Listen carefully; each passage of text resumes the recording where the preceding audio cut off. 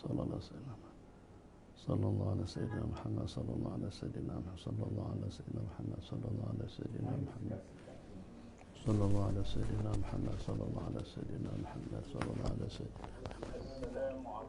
sayyidina Muhammad. Waalaikumsalam warahmatullahi wabarakatuh. Wassalatu wassalamu ala asyrafil anbiya'i wal mursalin wa ala alihi wa sahbihi ajma'in. Alhamdulillah, syukur kita kepada Allah Subhanahu wa taala pada pagi ini kita dalam program bicara Muharram, bicara Muharram tentang bulan Muharram. Kali ini kita bawa datangkan khas tetamu istimewa bersama kita, iaitu yang tidak asing lagi bagi kita warga negara Malaysia, iaitu Tuan Guru Syekh Nuruddin Mabu Al-Banjari Al-Makki. Sebelum kita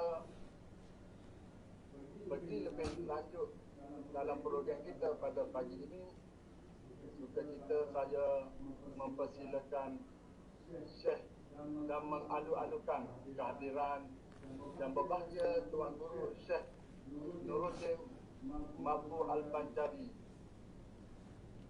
Kami mengalu-alukan kedatangan Syekh bersama kita dalam program kali ini. Terima kasih Syekh. Ahlan wa sahlan. Assalamualaikum warahmatullahi. Waalaikumsalam warahmatullahi wabarakatuh.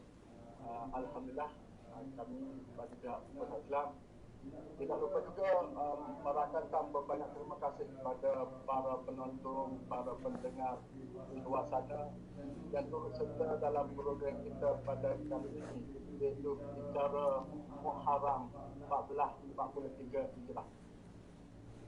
Jadi mari mengadu-adukan bersama kita Tuan Guru Syekh Nuruddin Mabu Al-Banjari bersama kita pada pagi ini.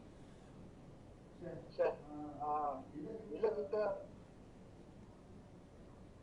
adanya bulan Muharram, setiap tahun bulan Muharram yang sinonim bagi orang kita kebiasaannya, dan kita dengar bulan Muharram ini adalah bulan yang haram untuk beberapa perkara dalam umat Islam kita ni, dan ada beberapa perkara yang dilakukan pada bulan Muharram.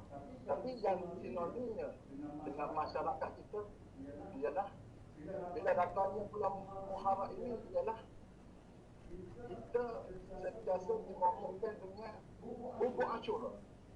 Terutama mungkin bagi orang-orang negara Arab ni, kita sedia sangat pada Yaum Ashura dengan membuat bubur Ashura.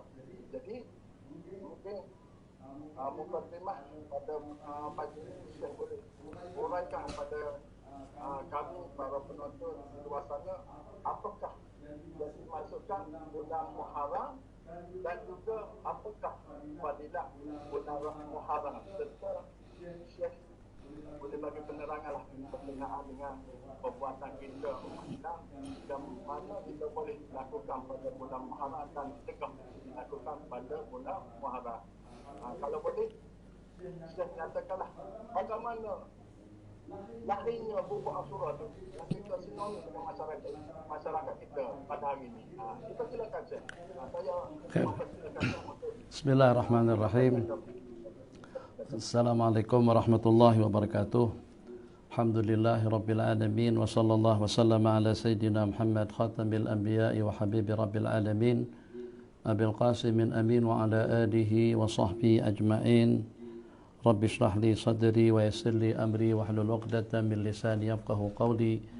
Rabbana iftah bainana wa baina qaumina bil haqqi wa anta khairul fatihin. Ahbabana fillah, diyufana a'izza, para jemaah dan juga para penggemar majlis-majlis zikir, majlis-majlis ilmu di mana saja Anda berada, dan juga dengan warga besar UMK yang sedang bersama kami pada siang hari ini. Mudah-mudahan dalam masa yang sangat-sangat terhad ini kita dapat menyimak dan juga dapat mengamati bersama tentang hubung kait antara bulan Muharram dengan Ashura atau juga dengan bubur Ashura. Yang secara pasti bulan Muharram adalah merupakan salah satu daripada 4 bulan Ashuril Hurum. Pertama dengan Muharram, yang kedua dengan Rajab, yang ketiga dengan Dzulqa'dah, yang keempat dengan bulan Dzulhijjah. Jadi kalau kita memperhatikan dan juga membanding-bandingkan antara 4 bulan Ashuril Hurum dan juga dengan bulan-bulan lainnya, di mana di antara daripada keistimewaan dan juga dengan kelainan Al-Ashuril Hurum, bulan haram yang 4, itu sebagaimana disebutkan di dalam hadis, tidak ada amalan puasa sunat atau tidak ada ganjaran pahala puasa yang kita laksanakan yang lebih afdal setelah puasa Ramadan itu daripada berpuasa di bulan Ashuril Hurum. Baik Ashuril Hurum itu dengan bulan Muharramnya atau juga dengan bulan Rajabnya, dengan Dzulqa'dah, juga dengan bulan Dzulhijjah pada beberapa hari yang lalu yang telah kita tinggalkan, itu 1442. Ashuril Hurum ini juga diantara daripada mizah, suatu kelainan yang ketara di kalangan orang-orang jahiliyah di zaman dahulu, yang dengan mereka akan menghentikan aksi serang menyerang, tindas menindas, atau juga dengan peperangan, yang sehingga yang kalau pada saat ketika dengan mereka sudah akan mendekati dengan bulan Ashuril Hurum dengan salah satunya, maka dengan gencatan senjata atau dengan pertelingkahan dan juga permusuhan itu akan mereka akhiri, akan mereka sudahi. Kecuali seperti yang telah direkamkan di dalam Al-Quran tentang an-nasi, inam nasi uziyadatun fil kufur, itu penangguhan keharaman bulan Muharram untuk berperang itu kepada bulan Safar. Jadi kalau kita nak mengambil satu pelajaran di sini, yang dengan mereka yang walaupun pada saat ketika itu tidak ada syariat yang memandu kehidupan mereka sehari-hari, namun mereka lebih bakti, lebih taat, lebih setia dengan bulan Ashuril Hurum, sehingga aktiviti-aktiviti kemaksiatan dan kemungkaran seperti serang menyerang, zalim menzalimi itu mereka hentikan. Tapi di zaman kita sekarang, dengan umat manusia secara umumnya dan juga dengan kaum muslimin, kadang-kadang dengan kita tak kisah, kita tak beda-bedakan antara waktu dengan waktu orang nak buat maksiat, nak buat kemungkaran, melaksanakan terbabit dengan hal-hal yang negatif, terbabit dengan perkara-perkara mungkar, itu tanpa melihat atau tanpa membeza-bezakan antara waktu dengan waktu, apakah dia di bulan Ashuril Hurum, di bulan Safar, di bulan Rabi, di bulan Jumada. Walhasil dengan bisikan daripada hawa nafsu dan juga dengan godaan daripada syaitan, kadang-kadang masyarakat kita terbabit dengan perkara-perkara terlarang justru pada waktu-waktu atau juga di tempat-tempat yang mulia di sisi Allah Subhanahu wa taala. Berbanding dengan mereka di zaman jahiliyah, walaupun tidak terpandu juga tidak terbimbing dengan panduan dan juga dengan bimbingan agama, tapi mereka buat gencatan senjata, tidak perang memerangi, tidak serang menyerang pada bulan Ashuril Hurum. Itu untuk yang pertama. Yang kedua, hubung kait antara bulan Muharram dengan Ashura. Ashura itu daripada Ashir. Ashura itu hari yang ke-10. Tasu'a itu adalah hari yang ke-9, di mana asal muasal dan hubung kait antara puasa Ashura. Nanti lepas puasa Ashura baru kita dengan bubur Ashura. Bubur Ashura biarlah belakang. Jadi kita dengan puasa Ashura itu lebih dahulu. Ceritanya pada waktu dengan baginda Rasulullah SAW sampai ke Madinah, ternyata Nabi kita temukan orang-orang Yahudi berpuasa pada hari Ashura. Nabi kita tanyakan kepada mereka, kenapa dengan kalian puasa pada hari itu? Jadi kata mereka, itu adalah yaumun azim, itu merupakan satu hari yang agung. Yaumun anjallahu bihi Musa min Fir'aun wa junudih. Itu adalah merupakan hari Allah menyelamatkan Nabiullah Musa daripada Fir'aun dan juga daripada bala tenteranya. Jadi musnahnya, tenggelamnya Fir'aun dengan bala tenteranya itu adalah pada hari Ashura. Masya Allah, tabarakallah, kita tidak ingin mengabadikan atau meniru atau membudayakan satu budaya daripada orang-orang non-muslim, baik itu di kalangan ahli kitab sekalipun seperti Yahudi dan Nasrani, akan tapi dengan kita macam seperti satu kejutan. di mana dengan penyataan daripada Sayyidina Rasulullah sallallahu alaihi wasallam setelah mendapatkan jawaban daripada mereka, itulah merupakan hari bersejarah. Hari Allah menyelamatkan Nabiullah Musa alaihissalam daripada cangkraman maut. Allah menyelamatkan Nabiullah Musa dengan pasukan beliau dengan kaum muslimin pada saat ketika itu. Jadi ta'qib juga respon daripada Sayyidina Rasulullah sallallahu alaihi wasallam setelah mendapatkan jawaban daripada orang-orang Yahudi, nahnu ahaqqu bi Musa minkum, kami lebih layak untuk meraihkan, untuk mengagungkan hari tersebut itu daripada kalian. Jadi sebelum kita lanjut dengan bubur Asyura, ternyata dengan kita mendapatkan satu masukan, satu bimbingan, satu pencerahan daripada agama kita, daripada penghulu para nabi-nabi dan rasul, yang dimana dengan Sayyidina Rasulullah sallallahu alaihi wasallam sewaktu atau di saat memerintahkan kepada para sahabat untuk berpuasa pada hari Asyura. Ini berarti dengan kita digalakkan, berarti dengan kita dianjurkan untuk melaksanakan aktiviti-aktiviti ibadah, kebaikan-kebaikan, zikir, tasbih, tahmid dan takbir itu pada hari-hari yang mulia. Jadi bukan karena kita berkilafah dengan orang Yahudi, tapi juga pada masa yang sama, kalau kita katakan itu adalah syariat daripada seorang nabi yang terdahulu, tapi juga pada masa yang sama dalam syariat kita tidak ada larangan yang melarang, justru dengan syariat kita senada dan seirama dengan syariat yang terdahulu. Syariatu man qablana syariatun lana ma lam ya'ti fi syar'ina ma yukhalifu. Syariat para nabi-nabi yang terdahulu itu juga merupakan syariat kepada umat Nabi Muhammad sallallahu alaihi wasallam atau kepada kita selama tidak ada larangan dalam agama kita. Sekarang agama kita tidak melarang untuk kita berpuasa, bahkan dengan kita diperintahkan untuk berpuasa pada hari itu. Di dalam kitab-kitab hadis di sana direset, dikumpulkan, dihimpunkan oleh para ulama ahli sunnah wal jamaah, ulama-ulama hadis secara khusus tentang hadis-hadis yang berkenaan dengan hari Asyura.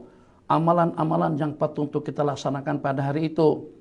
Ternyata daripada sejumlah sekian amalan masyarakat Melayu atau masyarakat Islam sejak daripada beberapa waktu yang lalu, misal seperti potong koko, macam seperti mandi, bercelak mata, kemudian juga dengan berpuasa, bersilaturahim, ziarah ulama, menyantuni anak yatim, dan juga dengan hal-hal yang seumpamanya, ulama sepakat mengatakan daripada senarai perkara-perkara yang elok atau yang dianjurkan, yang digalakkan kita melaksanakannya pada hari Asyura, itu tidak ada hadisnya yang lebih sahih atau juga yang lebih kuat daripada at-tasadduq, at-tawassu' 'alal iyal, memberikan perbelanjaan yang lebih kepada anak dan keluarga. Dulu-dulu kita ya makan nasi dagan, makan nasi kerabu, santai-santai saja. Tapi kalau pada hari Asyura tuh dengan kita belikan nasi matwud, nasi mandi, kapsa, daging, bukhari, buryani. Tapi bukan dimakan pada siang hari. Dia yang paling utama sekali puasanya. Jadi yang jadi masalah sekarang dengan bubur Asyura itu bukan mesti harus dimakan pada siang hari Asyura. Kita disuruh puasa, bukan disuruh makan. Ini kesalahan daripada kita Melayu. Nabi kita kata, saumu yaumi Asyura, hadis musalsal yang kita riwayatkan nanti, puasa pada hari Asyura itu aku berharap kepada Allah agar dapat mengampunkan dosa kesalahan 1 tahun. Nabi kita suruh kita puasa. Bahkan sebelum puasa Ramadan diwajibkan, ulama mengatakan Asyura itu hukumnya wajib. Nahnu ahaqqu bi Musa minkum. Yang Nabi kita suruh kita puasa, justru kita jamu orang ramai untuk makan bubur Asyura.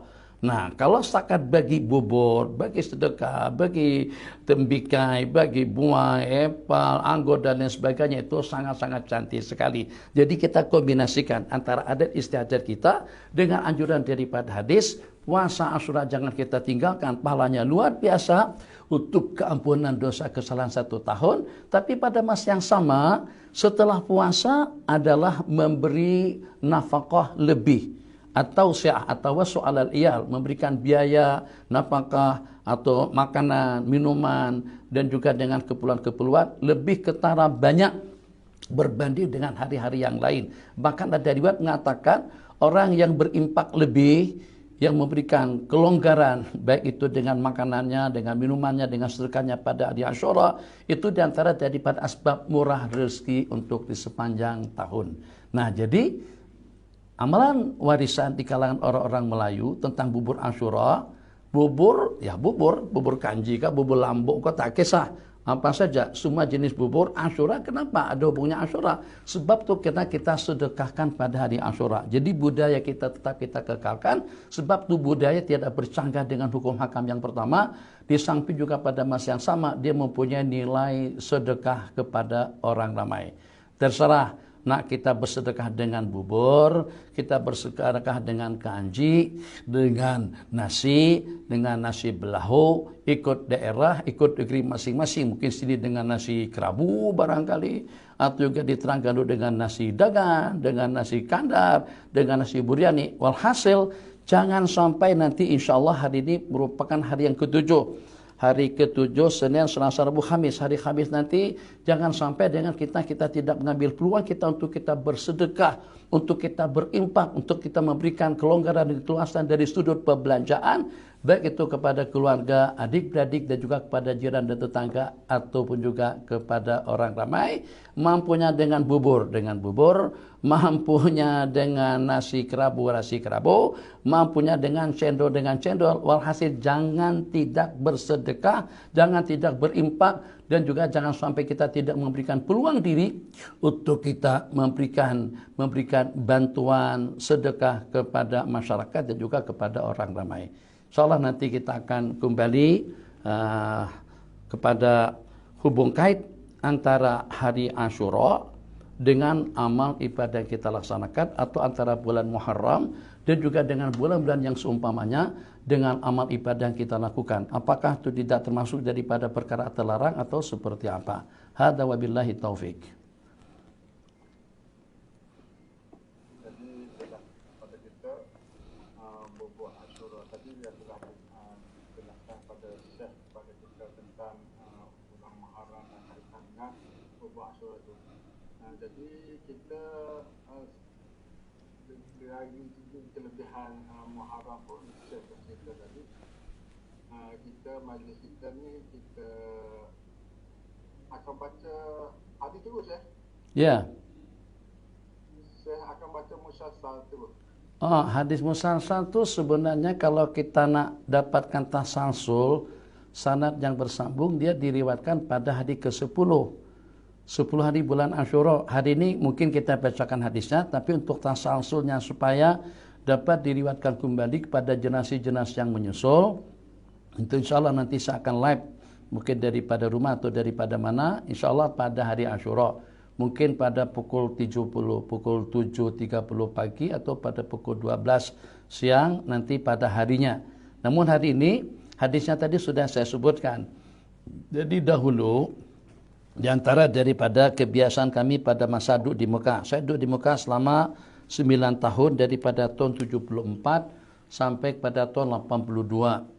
Daripada 82 itu saya ulang alik daripada Mesir ke Mekah Madinah. Begitulah hampir tiap tahun seperti itu, buat umrah dan juga buat ibadah haji. Alhamdulillah Allah karuniakan haji dapat bersambung selama hampir tidak kurang daripada dalam 23 kali. Lepas itu setelah balik ke sini, balik ke Indon, ya dari masa ke masa, tapi setelah menjelang sekian tahun. Jadi kebiasaan kami pada hari Asyura, kita akan pergi ke tempat para masyaikh. Rata-rata masyaikh kita di sana, mereka buka pintu, buka rumah untuk tetamu yang akan datang berkunjung ke rumah mereka di sepanjang hari dan malamnya. Hari Asyura, hari ke-10 daripada bulan Muharram, secara khusus dengan Syekhuna Syekh Muhammad Yasin Al-Padani rahimahullahu ta'ala, yang dengan kita akan pergi ke rumah beliau beramai-ramai, datang ke rumah berziarah hanya semata-mata untuk mendapatkan periwayatan hadis musalsal bi Asyura. Jadi datang ke rumah beliau pun langsung bacakan sanad hadis yang diriwayatkan tentang hari Asyura, al-musalsal bi yaum Asyura. Jadi setelah selesai hadis itu diriwayatkan, kita pun balik. Ya, ada makanan, ada minuman babi hawa nema. Kalau tak ada pun kita tak ada masalah. Sebab tujuan kita datang tidak lebih daripada untuk kita mendapatkan sanad hadis tersebut. satu persatu daripada para rawi. Jadi kalau ada photostat atau buku Al-Musalsal Biyaum Asyura, di situ hampir satu persatu daripada para rawi menyatakan akhbarana Nabi al-allamatu fulan bin fulan bi yaum Asyura. Qala haddatsani Sayyid fulan bin fulan al-Badani bi yaum Asyura. Telah meriwayatkan kepada kami siapa bin siapa pada hari Asyura. Telah meriwayatkan kepada kami guru kami yang bernama fulan bin fulan bi yaum Asyura. Misal saya bacakan sedikit saja. Yaqulul faqir ilallah akhbarana bil alamatul musnid Asy-Syaikh Muhammad Yasin Al-Badani pada hari Asyura. Telah meriwayatkan kepada saya, kata Syekh Muhammad Yasin Al-Badani, guru kami yang bernama Syekh Umar Hamdan Al-Mahdisi pun juga pada hari Asyura. Beliau menceritakan telah meriwayatkan kepada aku As-Sayyid Ali bin Zaid Al-Witri Al-Madani bi yaum Asyura. Begitulah bersambung balik lembaran yang berikutnya, bersambung satu persatu daripada para masyayikh dengan sanad yang bersambung kepada guru mereka, mengatakan dia telah bertalaki hadis tersebut, telah mendapatkan riwayatnya pada hari Asyura sampai riwayatnya kepada Abu Qatadah Amr ibn Rib'i As-Sulami Al-Ansari radhiyallahu taala anhu. Balik lembaran berikutnya pada hari Asyura. Sahabat dia yang bernama Abu Qatadah Amr ibn Rib'i meriwayatkan hadis itu pada hari Asyura daripada Sayyiduna Rasulullah sallallahu alaihi wasallam. Aku pernah mendengar Nabi kita bersabda pada hari Asyura, siyamu yaumi Asyura, berpuasa pada hari Asyura, ini ahtasibu Allah, aku mengharapkan ganjaran pahalanya di sisi Allah untuk keampunan dosa kesalahan 1 tahun yang lalu. Puasa hari Asyura itu adalah untuk keampunan dosa kesalahan 1 tahun yang telah berlalu. Tapi puasa benaran, bukan setengah hari.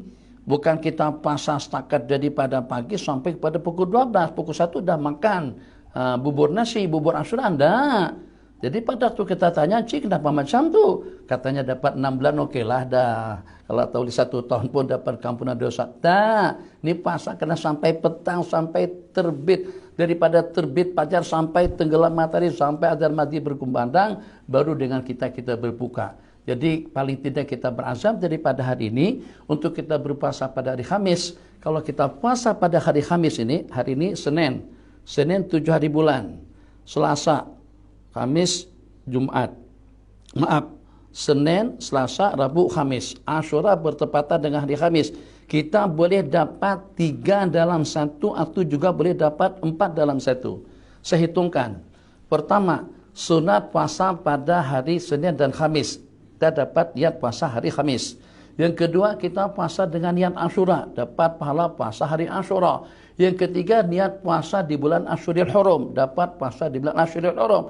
Yang keempat itu dengan akhwat yang ada qadaan Ramadan telah lalu, yang belum diqadha lagi, itu boleh dengan niat qadaan. Niat qadaan, melaksanakan puasa qadaan pada hari Asyura, dapat 4 dalam 1.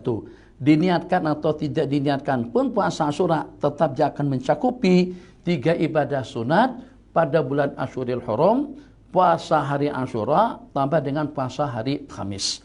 Hababana fillah, saya ingin hubung kaitkan sedikit dalam jangka 7-8 menit sebelum nanti ada soalan-soalan yang ingin ditanyakan oleh moderator kita. Jadi saya nak hubung kaitkan agar bagaimana dengan kita tidak mengikuti langkah orang Yahudi berpuasa pada hari itu, tapi justru karena memang anjuran daripada agama kita. Bahkan ada hadis diriwayatkan selepas Allah wajibkan puasa Ramadan, maka dengan puasa Asyura ada di antara jadi para mereka yang tetap kekal berpuasa, ada juga yang tidak lagi berpuasa. Tapi tetap anjuran itu tetap digalakkan dan juga dianjurkan untuk berpuasa pada hari Asyura. Hari Asyura nanti yang pertama usaha untuk kita mandi, agar dengan kita bersih daripada noda dan kotoran, agar juga dengan kita dibersihkan Allah daripada dosa dan kesalahan. Hubung kait, saya hanya menyebut 3 bulan saja berturut-turut, Muharram, Safar, Rabiul Awal. Pada bulan Muharram, sebagai salah satu daripada Asyuril Hurum, mereka adakan gencatan senjata. Mereka tidak berperang, mereka tidak berkelahi. Maknanya, yang pada saat ketika tidak ada gencatan senjata, suasana jadi aman, damai. Jadi seakan-akan Muharram itu adalah hari atau juga minggu dan bulan untuk mengantisipasi diri, untuk mengelakkan dan menjauhkan daripada perbuatan-perbuatan terlarang. Muharram, kita haramkan diri kita daripada perkara-perkara haram, daripada benda lokla, daripada perkara licik, daripada perkara porno, daripada yang terkutuk, daripada yang terlaknat, daripada dosa-dosa besar. Semua jenis bentuk kemaksiatan dan kemungkaran kita tinggalkan, kita elakkan. Itu tidak berarti dengan kita akan terbabit pada bulan-bulan yang lain.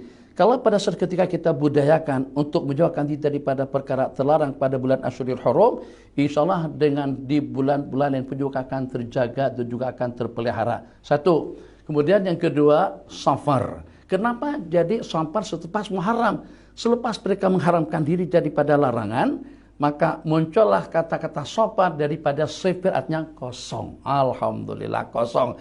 Karena tak ada sembarang kemaksiatan, tak ada sembarang kemungkaran, tidak ada sembarang peperangan, tidak serang menyerang, tidak tindas menindas di sepanjang bulan Muharram. Berarti pada bulan Safarnya mereka jadi kosong, hamdah, bersih, bening daripada dosa dan juga daripada kesalahan.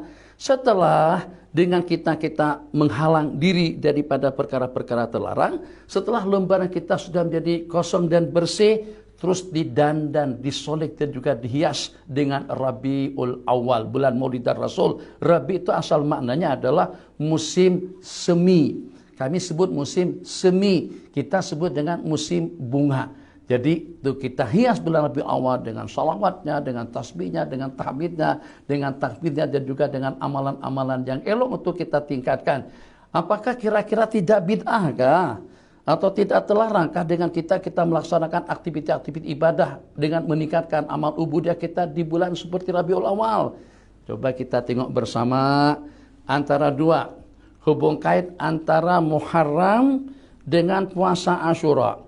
Hubung kait antara bulan Asyurul Hurum dengan ibadah yang kita laksanakan. Bahkan seafdal-afdal ibadah puasa setelah Ramadan itulah berpuasa pada bulan Asyurul Hurum, yang tentu dengan bulan Muharram itu dah diantaranya.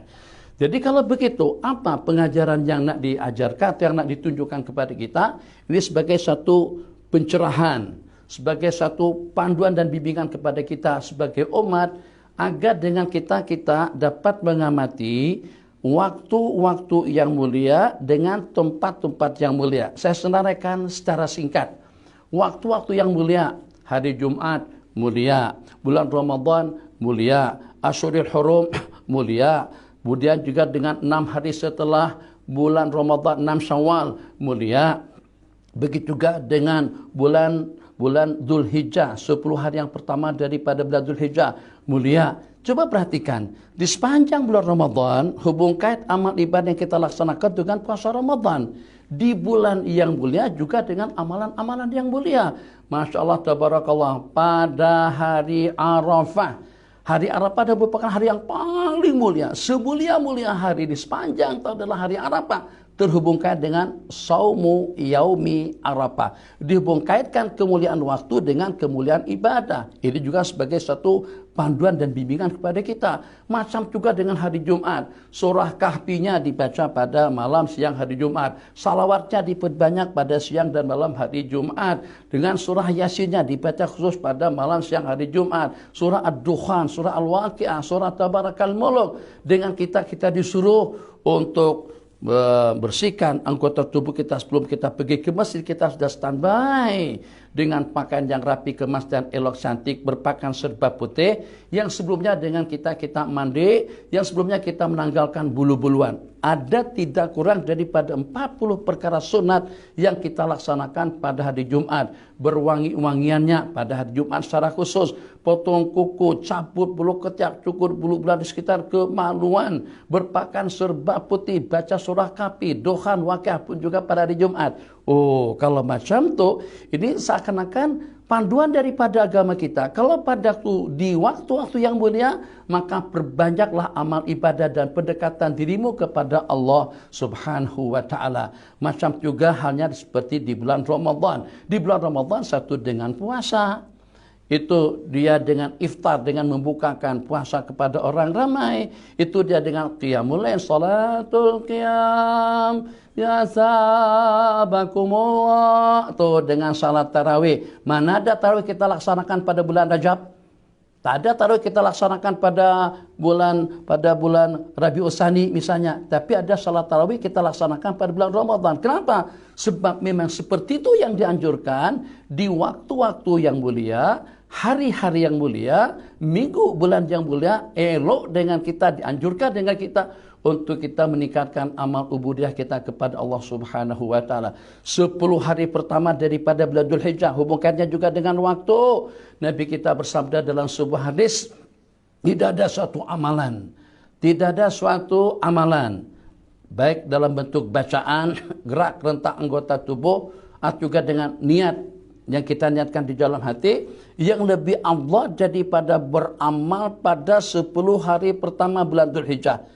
Yang sehingga sampai Nabi kita katakan menjawab pertanyaan daripada sahabat, apakah sampai dia lebih afdal daripada jihad fisabilillah? Nabi kita bersabda, kecuali kalau dengan seseorang yang berperang, yang berjuang fisabilillah sehingga sampai tidak ada satupun yang kembali berperang dengan jiwa raganya, berperang dengan harta dan juga dengan kekayaannya, dan tidak ada satupun yang kembali baik dengan jiwa raganya itu ternyata tewas syahid di jalan Allah, dengan hartanya pun juga terhabiskan untuk membela agama Allah. Itu amal ibadah terhubung kait dengan waktu. Kedua, amal ibadah terhubung kait dengan tempat. Kita sebutkan tempat-tempat yang mulia. Tuh yang melaksanakan sembahyang di Baitul Maqdis pahalanya 500 kali ganda. Tuh yang melaksanakan salat di Masjid Nabawi pahalanya 1000 kali lipat. Itu yang melaksanakan salat di Masjidil Haram. Bahkan segenap amal ibadah yang kita laksanakan di Masjidil Haram, di tanah suci Mekah, tanah haram secara keseluruhan pahalanya 100.000 kali lipat. Ibadah dilipat gandakan, Allah balasannya di tempat-tempat yang mulia tadi dengan waktu-waktu. Masya Allah, tabarakallah, hari Arafah itu kena dengan tempatnya. Di Padang Arafah kita berwukuf, di Muzdalifah kita mabit, di Mina kita bermalam dan juga melontar. Itu semuanya aktiviti ibadah pada tempat-tempat yang mulia. Masya Allah, tabarakallah. Tuh, dengan kita ada office, kita ada banglu, kita ada istana, kita ada villa, kita ada semedi, kita ada rumah teres. Sebutkan saja tempat-tempat yang kita tempati. Ada tempat yang dengan kita dituntut untuk kita meningkatkan amal ubudiyah kita. Seperti pada waktu kita di masjid. Masjid itulah gudang rahmat, gudang maghfirah. Satu saja tempat yang paling istimewa di atas permukaan bumi Allah. Tempat yang mampu untuk membackup dan menyelamatkan umat daripada bala-malapetaka. Itu adalah masjid. Dalam sebuah hadis diriwayatkan, kalau Allah turunkan bala ke dunia, maka Allah akan elakkan bala tersebut itu kepada penghuni-penghuni atau kepada penggemar-penggemar masjid atau kepada orang yang mengimarahkan rumah Allah Subhanahu wa taala. Jadi kalau kita tengok di sini, banglo besar, cantik, indah, ukuran tidak kurang daripada dalam 1 ekar tanah, 1 hektar bukan ekar. Banglo mewah, biliknya tidak kurang daripada dalam 150 bilik. Layaknya seperti dengan hotel. Sekalipun tak ada yang namanya tahiyat istana. Tidak ada yang namanya tahiyat rumah. Tidak ada yang namanya etikaf di banglo atau juga etikaf di office atau juga etikaf di villa. Semewah apapun tempat yang dengan kita dianjurkan untuk meningkatkan amal ubudiyah kita, itu adalah rumah Allah Jalla Jalaluh, gudang rahmat dan keampunan yang pertama, tempat yang dikerumuni oleh para malaikat yang kedua, tempat kita melaksanakan salat 5 waktu dengan salat Jumatannya. Selain daripada itu, untuk menenteramkan hati, untuk menenangkan jiwa, untuk mendapatkan kejaran pahala. Katakanlah untuk kita mendekatkan diri kita kepada Allah Jalla Jalaluh, seindah istana, tidak ada salat tahiyat istana. Seindah istana, tidak ada yang namanya beriktikaf di istana. Beriktikaf di mana? Iktikaf depan kamera UMK misalnya. Tak ada. Ada iktikaf dalam masjid. Makanya daripada pertemuan kita di siang hari ini, kita memohon, kita meminta, kita dengan penuh harapan, kita lantunkan doa munajat kita kepada Allah Jalla Jalaluh, agar dalam beberapa masa yang secepatnya dengan kita diberikan kemudahan, kelonggaran untuk kita melaksanakan salat berjamaah di masjid, di rumah Allah, dan tidak kecuali juga dengan salat Jumat. Saya nak hubung kaitkan, coba kita tengok. Tadi daripada senarai nama-nama yang saya sebutkan tadi itu, ada tak termasuk di antaranya istana yang kita disuruh untuk banyak-banyak beribadah? Tidak ada. Ada tak di antaranya itu dengan banglo pun juga tidak ada. Tapi ada itulah di masjid, tempat kerumunan para malaikat, bahkan masjid mendapatkan julukan asyrafu biqa'il ardi, semulia-mulia tempat di atas permukaan bumi. Renung hari Asyura. Amal ibadah kita tingkatkan pada hari ke-10 daripada bulan Muharram. Kita kaitkan sekarang dengan 3 buah masjid. Masjidil Haram, Masjidil Nabawi dengan Masjidil Aqsa. Oke, saya dengan bahasa yang lebih sederhana dan juga mudah dipahami. Apakah kira-kira dengan kita tidak pernah mendengar hadis Rasulullah sallallahu alaihi wasallam diriwayatkan, la tusaddur rihal illa ihda thalasi masajid, tidak dianjurkan bepergian, la tusaddu, tidak diikat ar-rihal, itu dengan barang keperluan, baik pakaian, makanan, minuman dan sebagainya untuk sebagai bekalan kita pada waktu kita pergi, kecuali ke salah satu daripada 3 buah masjid. Kita digalakan, tak ada galakan untuk kita datang ke apartemen. Tak ada galakan, anjuran untuk kita datang ke istana. Untuk kita datang ke banglo, ke villa, tempat rekreasi. Atau juga, nih saya sedang berada di Baco nih. Ada tak? Yuk pergi Baco. Mandilah di pantai berirama atau pantai irama. Airnya bening. Tapi pantainya bersih. Masya Allah. Tak ada. Tapi ada anjuran semacam itu untuk kita mendatangi 3 buah masjid. Masjidil Hada dengan Masjidil Aqsa, Baitul Maqdis, dan juga dengan Masjidil Haram. Salat di 3 buah masjid tadi itu, yang pertama dengan Masjidil Haram 100.000 kali ganda, Masjidil Nabawi 1000 kali lipat, Masjidil Aqsa 500 kali. Renung, mudah-mudahan ini dengan bahasa iman dan yakin, dengan bahasa yang penuh yakin dan dambaan harapan kita kepada Allah Jalla Jalaluh. Kalau pada waktu Allah kata tidak dianjurkan dengan sabda daripada baginda Nabi, kita bepergian kecuali dengan menuju salah satu daripada 3 buah masjid. Ini secara khusus. Yang secara khasnya, idza nudiya lis-salati min yaumil jum'ati fas'au ila dzikrillah.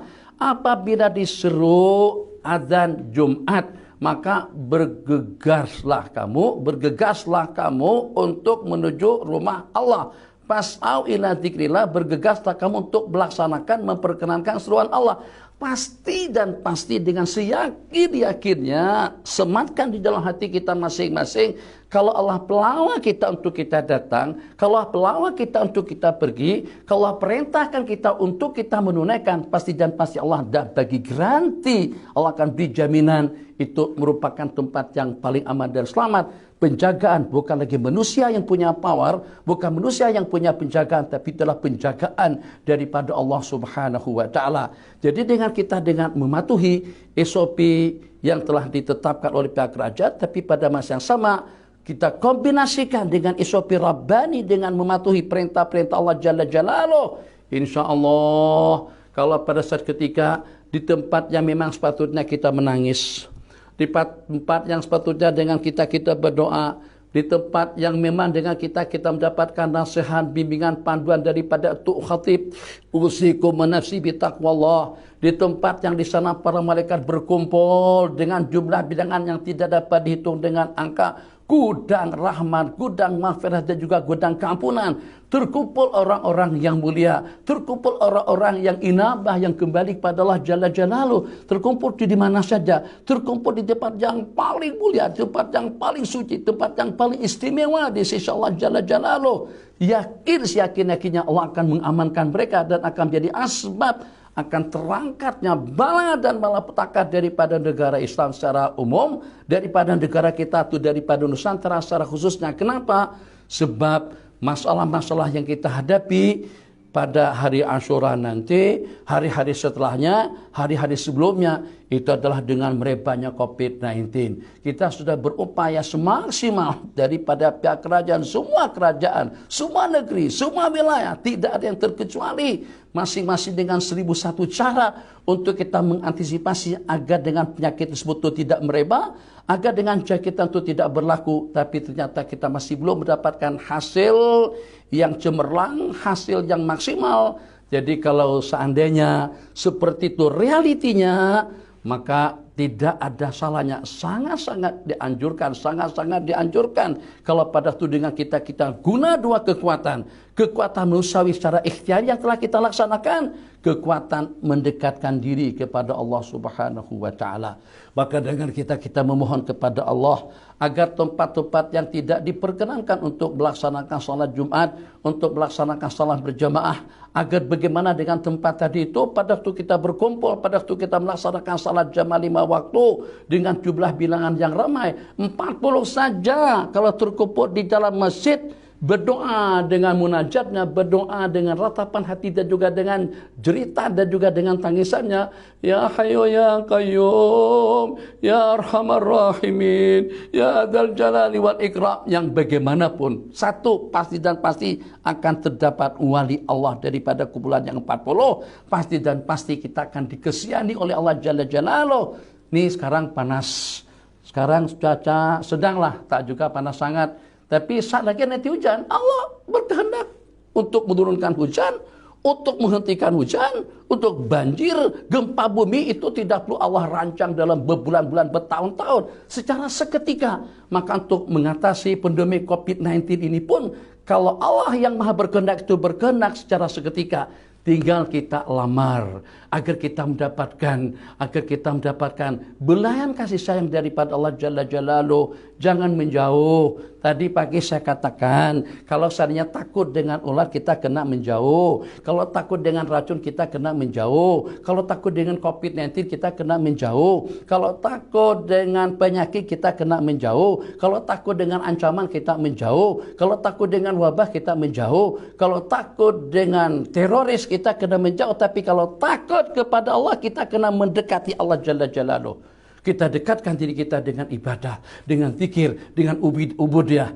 Jadi hari ini saya dijemput khas oleh pihak UMK, University Malaysia Kelantan, untuk bersama kawan-kawan, sahabat-sahabat pencinta ilmu agama dan kebenaran di mana saja berada. Jadi pagi-pagi lagi sahabat saya Ustaz Khairuddin dah standby datang ke rumah. Janji berangkat tolak dari rumah pada pukul 9. Ternyata beliau pukul 8.30. Sebelum pukul 8.30 lagi udah sampai ke rumah. Masya Allah tabarakallah, standby supaya nanti pada masa di perjalanan tak tersekat-sekat dengan jam. Ada roadblock tuh dekat jembatan Pasimas itu, takut nanti tanyain nak pergi mana Ci. Ada surat lintas atau macam-macam pertanyaan-pertanyaan semacam tuh. Berarti ini daripada pihak UMK, supaya program ini boleh berjalan dengan baik, maka dengan mereka mengupayakan agar bagaimana perjalanan itu tidak ada halangan dan rintangan. Berarti sudah dirancang, sudah diusahakan sedemikian rupa agar perjalanan boleh berlangsung dengan baik, pergi balik dengan aman dan selamat. Ini kita yang punya aturan. Kira-kira kalau pada telah jemput kita untuk kita datang ke masjid, perintahkan kita untuk kita memenuhi seruan Allah pada hari Jumat untuk melaksanakan salat Jumat. Allah tak pandai jaga kita kah? Allah tak pandai untuk mengamankan kita daripada semua bentuk ancaman. Masa kita dilahirkan, Allah selamatkan kita pada waktu kita dilahirkan. Siapa yang akan menjadi penyelamat kita pada waktu kita di alam kubur? Siapa yang akan jadi penyelamat kita pada waktu kita nanti dihisab? Oh, panjang lebar ceritanya. Jadi mudah-mudahan dengan penghubung kaitan antara hari Asyura, amalan-amalan yang kita laksanakan pada hari itu, pada 10 hari bulan Muharram, ini akan memberikan satu pemahaman baru kepada kita di tempat-tempat yang mulia, Mekah, Madinah, Mina, Arafah, Hijr Ismail, tempat mulia. Siapa yang salat di Hijr Ismail macam seperti orang yang salat di dalam Ka'bah. Makam Ibrahim, tempat yang mulia. Wattakhidu min maqami Ibrahim musalla. Disuruh kita untuk melaksanakan salat di belakang makam Ibrahim. Ini dengan borak, tak tahu borak macam mana bunyi jalannya. Dadedak, dadedak, dadedak itu kuda. Dakduk, dakduk, dakduk itu onta.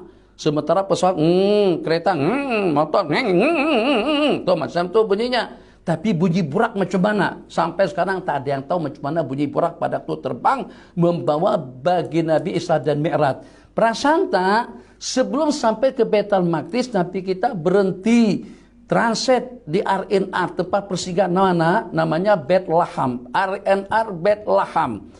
Nabi kita setelah sampai ke sana, malaikat Jibril suruh Nabi kita salat 2 rakaat. Oke. Itu apa tuh ya Jibril? Itu adalah tempat kelahiran Nabiullah Isa alaihissalam. Dihubung kaitkan salat dengan tempat kelahiran, tempat yang mulia. Kenapa kita tidak hubung kaitkan juga ibadah, menyanjung, memuji, bersalat kepada baginda dengan hari kelahiran baginda? Tempat kelahiran Nabiullah Isa saja Nabi kita disuruh untuk melaksanakan salat di situ. Macam mana kita merasa sensitif dan juga merasa bersalah, apalagi kalau dikatakan bid'ah pada waktu kita merayakan hari kelahiran baginda Rasulullah sallallahu alaihi wasallam. Tak lama kemudian singgah lagi di satu tempat, salat lagi di situ. Ada apa pula ya Jibril? Kok transit lagi di sini? Salat lagi 2 rakaat. Itu adalah Tur Sina. Haitsu kallamallahu Musa taklima. Itu adalah Tur Sina, gunung Tur Sina, tempat munajatnya Nabiullah Musa alaihissalam. Jadi ini juga hubungkan antara salat 2 rakaat di Tur Sina, di tempat yang bersejarah. Tidak ada larangan dengan kita meningkatkan aktiviti ibadah kita di tempat-tempat bersejarah, di tempat-tempat mulia, hari-hari yang mulia, atau juga dengan tempat-tempat mulia seperti tempat-tempat yang saya sebutkan tadi, Makam Ibrahim, Rukun Yamani, Hajarul Aswad, Al-Multazam. Nabi kita bersabda Al-Multazam itu adalah tempat tidak ada seseorang pun yang meminta dan memohon kepada Allah melainkan doa permintaannya akan dikabulkan. Hubungan antara doa dengan tempat yang mulia. Jadi kembali kita pada topik pembicaraan yang kita bicarakan tentang Muharram dan Asyura. Tadi itu saya keluar daripada tajuk, tapi yang serapasnya tidak ikut. Insyaallah Ustaz Herudin boleh bertoleransi dengan tajuk pembicaraan yang saya sampaikan tadi itu. Kenapa? Sebab pembicaraan yang kita bicarakan ini tentang waktu dan ibadah. Waktunya bulan Asyuril Hurum Muharram secara khusus, ibadahnya puasa Asyura, bubur Asyura. Jadi dah dapat kita sebutkan, bubur Asyura jangan tak buat, tapi makan malam. Jangan makan siang, jangan bagi orang puasa. Akhirnya puasa tidak habis. Masih ada waktu lagi kita dalam 12 menit. Nanti pusingan yang terakhir saya nak hubung kaitkan agar bagaimana kita senantiasa selalu berada bi ma'iyatillah, dengan pemeliharaan dan penjagaan daripada Allah Subhanahu wa taala. Silakan Ustaz Khairuddin. Jazakallah Syekh. Penjelasan yang cukup baik buat kita semua. Alhamdulillah, dengan penjelasan Syekh tadi saya dah fokuskan bahawa jika kita nak buat ibadat, kita perlu cari tempat yang sesuai untuk kita buat ibadat. Antaranya bulan yang penuh dengan kelebihan, hari yang penuh kelebihan. Tapi dalam pada itu tak salah pada hari-hari yang lain pun dan bulan-bulan yang lain pun kita sentiasa buat ibadat pada Allah Subhanahu Wa Taala. Jangan tunggu pada bulan yang mulia saja yang kita anggap mulia baru kita nak buat ibadat. Kerana bulan-bulan yang diciptakan oleh Allah Subhanahu Wa Taala ataupun tempat ibadat yang dinyatakan Nabi macam saya sebut Masjidil Haram, Masjid Nabawi, Masjid Nabawi dan Masjid di Palestin. Ini adalah salah satu tempat walaupun mulia dah, tapi tak salah kita buat ibadat di tempat lain pun dengan mengharapkan keredaan Allah Subhanahu Wa Taala. Jadi pada pusingan terakhir ni Syekh, kita lihat kita ada beberapa soalan Syekh. Antaranya soalannya daripada Khalidaina Safwah Muhammad Khalid. Jadi Assalamualaikum Syekh. Waalaikumsalam warahmatullahi wabarakatuh. Ada orang mengatakan menyambut Asyura ini ada kaitan dengan Syiah. Bagaimana? Bolehkah Syekh menjelaskan dan memberi pencerahan tentang perkara ini? Okey, khair. Jadi apa hubungannya atau juga tak salahkah kalau pada itu dengan kita merayakan hari Asyura yang pada saat ketika juga itu berkenaan dengan hari bersejarahnya dan juga hari yang diadakan, diresmikan secara beramai-ramai oleh puak-puak Syiah. Jadi Apakah kira-kira kalau pada waktu agama kita suruh kita berpuasa, suruh kita bersedekah, suruh kita bersilaturahim, bakti kepada mak dan ayah, tapi pada masa yang sama ada juga dan muslim melakukan benda-benda macam itu. Terus dengan kita tak buat. Kalau seandainya macam itu falsafannya, orang kafir makan minum kalau macam itu jangan buat macam seperti orang kafir, jangan makan minum lah. Untuk orang kafir sekarang makan nasi kerabu, makan nasi dagan, makan nasi belau. Jadi supaya jangan sampai kita ikut style mereka, jangan makan nasi kerabu, jangan makan sedagan. Siapa yang cakap macam itu? Jadi Syiah dia ala cara mereka, kita ala cara kita. Kita ikut pedoman daripada agama kita. Jadi tidak ada tasyabuh, kita tidak membesarkan cara mereka, tidak mengikuti style mereka dalam meraihkan dan juga menghidupkan hari itu, tapi dengan kita melaksanakan amal ubudiyah kita kepada Allah untuk mendekatkan diri kepada Sang Pencipta sesuai dengan pedoman, anjuran, dan juga dengan hadis-hadis riwayat-riwayat yang disampaikan kepada kita, ikut panduan sunnah Allah dan Rasulnya. Itu cara kita menghidupkan tempat-tempat yang mulia dan juga dengan waktu-waktu yang mulia. Saya lanjut atau ada lagi soalan? Saya lanjut dalam 5 menit. Ya. Waalaikumsalam warahmatullahi wabarakatuh. Yang sedang dalam keadaan keuzuran untuk dapatkan kebaikan pada hari Asyura. Jadi pertanyaannya macam mana dengan muslimat yang dalam keadaan keuzuran itu juga agar dapat merayakan hari Asyura. Bukan sakat pada hari Asyura saja, pada bulan Ramadan, pada hari Jumat, pada waktu di Mekah, pada waktu di Madinah. Tapi nak buat lagu mana sebab dalam keadaan uzur tak bolehlah pergi itikaf ke Masjidil Nabawi, ke Masjidil Haram. Disebabkan karena uzur tidak boleh puasa pada bulan Ramadan. Jadi yang tak boleh itu hanya amalan-amalan tertentu saja pada hari Asyura. Untuk perubahan uzur tak boleh puasa, tak boleh salat, tak boleh baca Quran. Salawat silakan, infak. Macam yang uzur tu buat bubur Asyura banyak-banyak. Asyura buat, lambo buat, bagikan sebanyak-banyaknya. Sebab bagi orang makan bubur Asyura, tapi jangan siang. Bagi makan lepas azan maghrib, jemput makan lepas azan maghrib. Sejumlah yang bukan puasa pada hari Asyura, sebanyak itu kita mendapatkan ganjaran pahala puasa hari Asyura. Jadi tak ada masalah, salawat boleh, mandi, silaturahim, ziarah ulama, nyantuni anak yatim, berimpak, juga memberikan bantuan kepada orang-orang yang lain untuk mendapatkan bantuan. Waktu kita tersisa dalam 8 menit saya ingin mengakhiri. Satu tadi tentang keumuman daripada ibadah. Tidak hanya kita beribadah pada hari-hari yang mulia. Jadi pesan daripada baginda, ittaqillaha haitsu ma kunta, beribadahlah kamu kepada Allah, bertakwalah kamu kepada Allah di mana saja Anda berada. Bukan setakat pada bulan Muharram, udah habis Muharram sudah tak ada ibadah lagi. Enggak. Hari Asyura luar biasa, sepanjang 24 jam dengan kebajikan. Lepas Asyura tidak kurang daripada Asyura Asyar 10 hari cuti. Tak ada salat, tak ada zikir, tak ada, bukan macam tu. Jadi dengan kita di mana saja kita berada, Allah Maha dengan segala-galanya, Maha mengetahui, Maha bijaksana, Maha mengatur ibadah kita di sepanjang tahun tanpa harus di tempat-tempat tertentu pada waktu-waktu tertentu. Tetap saja kita akan mendapatkan ganjaran yang berlipat ganda. Semakin tulus, semakin ikhlas, semakin besar pahalanya. Saya ingin mengakhiri pertemuan kita pada hari ini. Mudah-mudahan ini akan memberikan satu pencerahan dan juga satu masukan bagus kepada kita dan juga kepada pribadi saya secara khusus tentang ma'iyatullah. Yang kita perlukan sekarang adalah ma'iyah, kebersamaan Allah, agar macam mana dengan kita dapat menslogankan dalam masa atau dalam fenomena COVID-19 ini, dapat kita slogankan 3. Karena kita berbicara tentang Asyura, juga kita berbicara tentang puasa Asyura. Juga sekaligus dengan kita berbicara itu tentang awal tahun Muharram. Nah, jadi kita tak nak bahas tentang hubung kait antara awal tahun itu bulan Muharram, sementara Nabi kita hijrah ke Madinah bukan pada bulan Muharram. Nabi kita hijrah ke Madinah pada bulan Rabiul Awal. Itu nanti lain kesempatan.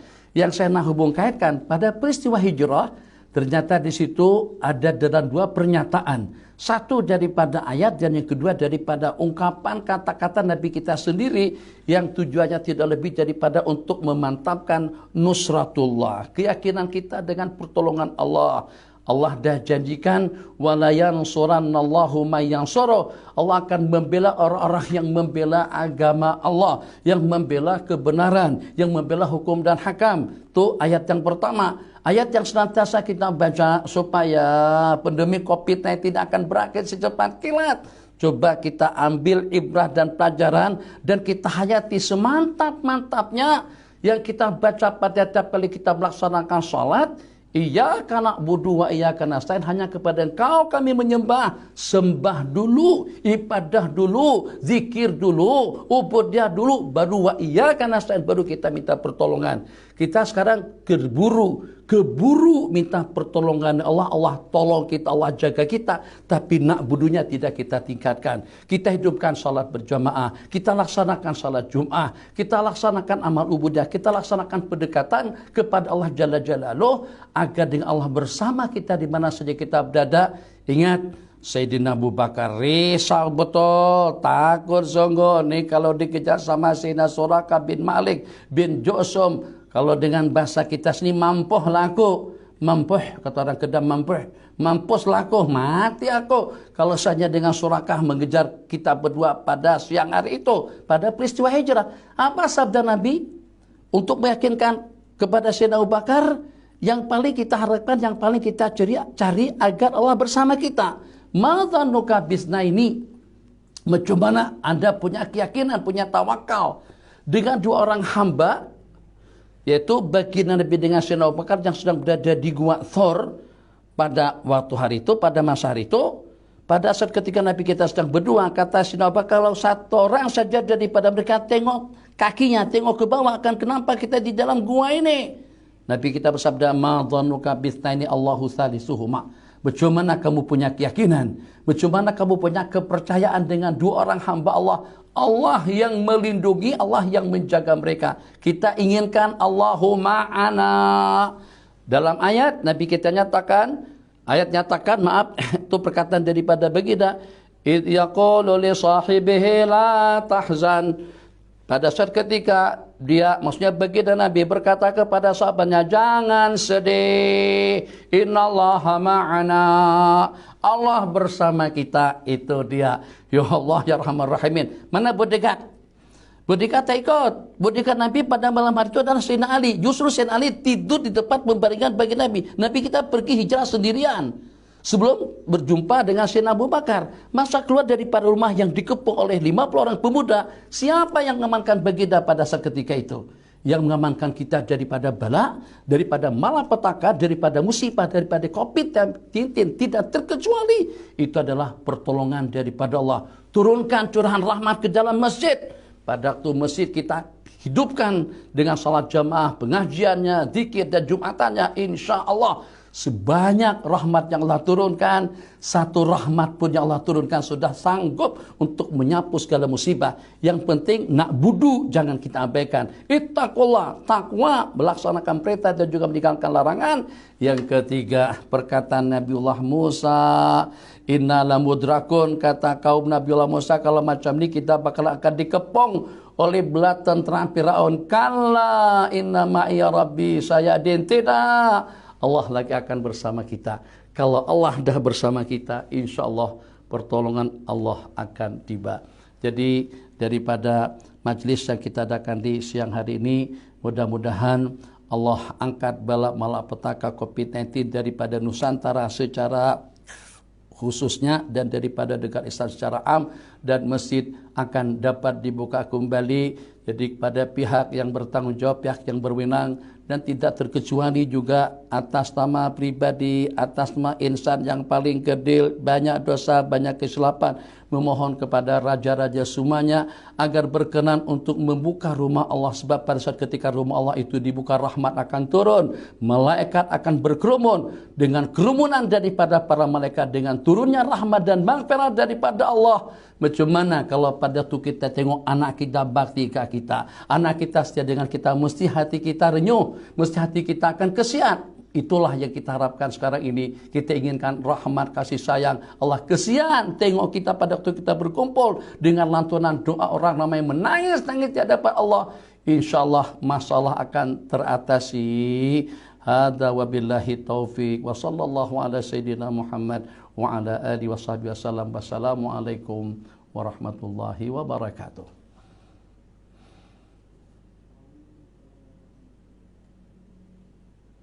Waalaikumsalam warahmatullahi wabarakatuh. Terima kasih pada Ayah Bahagia Al-Fadhil Syekh Muhammad Nuruddin bin Mabbu Al-Banjari atas konferensi yang cukup enak kita dengar pada pagi, yang cukup jelas untuk kita amal dalam kehidupan seharian kita, dalam beramal untuk mendapat keridaan Allah Subhanahu wa taala. Apatah lagi sebenarnya Muharram 1443 Hijrah. Apanya program cara kita ini dah sampai ke penghujung.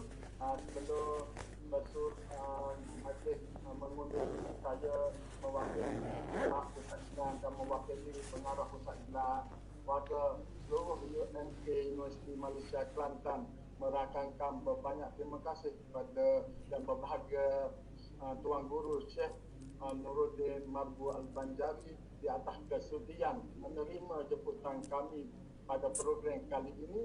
Dan tidak lupa juga kami rakamkan ucapan terima kasih kepada semua hadirin, hadirat dan para penonton yang bersama kita dalam program online pada kali ini. Jadi saya memohon berbanyak kemaafan andai ada terkasar bahasa terlanjur bicara sepanjang mengendalikan program pada kali ini. Sekian saja untuk kali ini. Wabillahi taufiq.